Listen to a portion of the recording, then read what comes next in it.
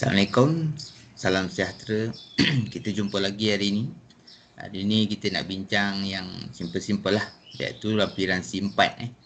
Apa yang masukkan lampiran simpat tu? Lampiran simpat tu ialah kadar penggunaan bahan api bulanan. Kita share dulu jadual lampiran simpat tu macam mana nak buat atau macam mana nak isi. Okey, inilah lampiran simpat.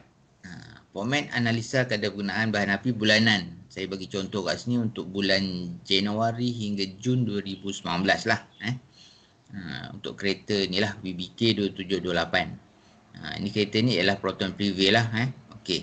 Hasil yang kita buat tiap-tiap bulan tu, kiraan yang kita buat tu masukkan dalam jadual ni. Yang pertama ni untuk awal tahun biasanya Januari hingga Jun lah. Okey, masukkan kadar dia. Yang kita dapat tiap bulan tu kadar penggunaan bahan api bulanan. Ikut contoh sini saya dah masukkan sini lah. Banyak figure ni yang saya tunjuk circle ni. Okey, cara nak buat, kita campurkan semua ni 6 bulan yang kita dapat ni, kita bagikan dengan 6 untuk dapatkan purata lah. Dah total bagi 6, kita akan dapat purata 10.49 km per liter. Ini secara keseluruhan 6 bulan. Okey, lepas tu apa nak buat? Seterusnya kita tengok bawah ni. Okey, setengah kenderaan dia dah bagi dah kadar penggunaan bahan api dia tu setiap 1 liter berapa jauh dia boleh pergi. Bagi contoh kenderaan ni ialah 13 km lah untuk 1 liter minyak bahan api lah. Okey, daripada data kat atas tadi tu kadar yang kita dapat tu ialah 10.49. Bagi kenderaan baru kita ambil lah satu nisbah yang boleh membantu kita membuat analisa. Contohnya kat sini kita ambil 10%. So 10% ni kita kalikan daripada hasil purata yang kita dapat tadi. Satu, untuk dapatkan nilai yang tertinggi lah. Kalau ikut contoh sini kita dapat 12. Dan satu lagi kita dapat nilai yang rendah, kita tolakkan lah 10% dari purata yang kita dapat tadi tu. Dapatlah 10. So kat sini kita dapatlah anggaran 10 hingga 12 km untuk kita semak dekat jadual kat atas tadi tu, bulan Januari hingga bulan Jun. Okey. Kalau kita tengok kat sini, anggaran ialah 10 hingga 12. Kita boleh kita reverse dekat yang atas tadi tu. Termasuk tak dalam lingkungan tersebut, jadual yang kita isi tadi. Okey, kat sini 10 dalam lingkungan lah. 10.74 pun lingkungan, 14 ni dia terlebih sikit. Maksudnya ada ekstra 2 km. Sepatutnya 12. Maksudnya bila lebih ni dia jimat lah sebab penggunaan 1 liter yang sama. Tapi dia bergerak lebih. Okey. Yang bulan April ni dia rendah sikit. Patutnya 10, dia kurang 2 km, dia baru 8. So kat sini ada beza. Sini satu jimat, yang kat bawah ni dia rendah, kurang sikit. Yang lain semua dalam lingkungan. Okey, apa kesimpulan yang kita nak buat? Kita tengok contoh sini. Okey, kesimpulan dia, okey. Kadar penggunaan bahan api yang digunakan bagi kereta tadi BBK 2728 kan, Proton Privé, ialah 10 hingga 12. Figure ni tak sama semua kenderaan, dia berbeza-beza bergantung pada purata yang kita buat tadi dengan 10% yang kita kalikan. Okey. Kesimpulan kedua, pemantauan ke atas penggunaan kereta menunjukkan pada bulan April 19 kurang bergerak dan bergerak di sekitar Lembah Kelang. Mungkin dia jalanan dia dalam Lembah Kelang je lah, tak keluar daripada Kuala Lumpur. Okey.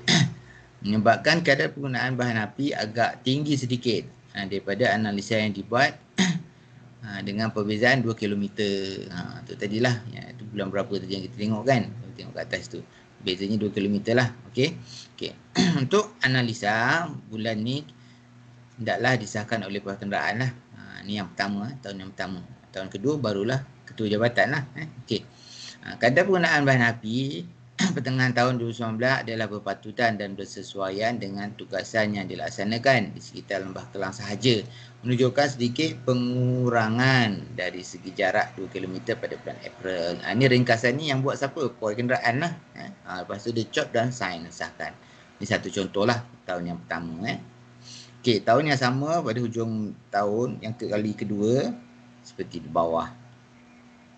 Okey, lampiran simpat. Okey, yang ini format bulan Julai hingga Disember tahun yang sama lah. Kita isikan semua kiraan tiap-tiap bulan yang kita dapat tu dalam jadual lampiran simpat ni. Kadar dia yang kita dapat, campurkan semua bagi dengan 6 dapatlah 11.698. Okey. Perlu diingat juga, kalau ada sebulan atau 2 bulan tiada perjalanan, hendaklah letak kosong dan janganlah bagi 6, kena bagilah dengan 5. Sebab tak ada perjalanan. Itu yang menentukan nilai purata yang kita akan dapat. Okey. Okey, untuk yang selanjutnya kita buat contoh seperti di atas tadi. Okey, kadar dia kalikan 10% dah dapat satu nilai purata campur dengan 10%, satu nilai purata tolak dengan 10%, dapat satu nilai rendah dan nilai tinggi. Hasil yang kita dapat kat sini 10 hingga 13. Beza dengan atas tadi tu 10 hingga 12. Yang ni 10 hingga 13. Okey. Bila dah dapat kadar ni, kita rujuk dekat graf kat atas tadilah. Graf. Jadual kat atas tadilah. Apa beza dia? Dalam lingkungan 10 ke 13 ke tidak? Okey, kalau kita tengok scroll balik yang kat atas tadi jadual dia. Okey, ada satu kan. Ogos ni kurang daripada 10. Ini pun sikit lah. 400 meter je lebih kurang kan. Lepas tu yang lain ni okey. Yang lain sebenarnya lingkungan. Cuma yang Julai ni dia jimat lah. Patutnya 13, dia dapat 14. Okey. Apa ringkasan yang kita nak buat atau kesimpulan dia? Kita tengok bawah. Kesimpulan dia, okey. Kadar ni kita dah dapat 10 hingga 13. Okey, lepas tu pemantauan ke atas penggunaan kenderaan menunjukkan perjalanan kenderaan aktif kecuali pada bulan Ogos. Yang kita dapat tadi tu Ogos kan. Berapa? Sikit lagi, kurang 400 meter kan. Okey. Dan pada bulan Disember pula ia menunjukkan sedikit penjimatan dari segi jarak yang diperolehi. Lepas tu kita catatlah ringkasan kita. Okey, lepas tu barulah ajukan kepada ketua jabatan untuk dia buat ulasan dan pengesahan. Ini salah satu contoh lah. Contohnya kat sini ketua jabatan dia kata penggunaan bahan api adalah munasabah dan bersesuaian dengan tugasan. Okeylah, madai. Lepas tu dia chop dan sign kat sini. So lampiran SIM4 ni hendaklah disimpan dalam fail kenderaan lah. Tiap-tiap tahun kena ada lah. Bila audit datang dia tanya mana lampiran SIM4. So inilah buktinya lampiran SIM4 dalam fail. Jadi tak kenalah NCR. Okey, sekian. Terima kasih untuk pemahaman tuan-tuan dan puan-puan lah.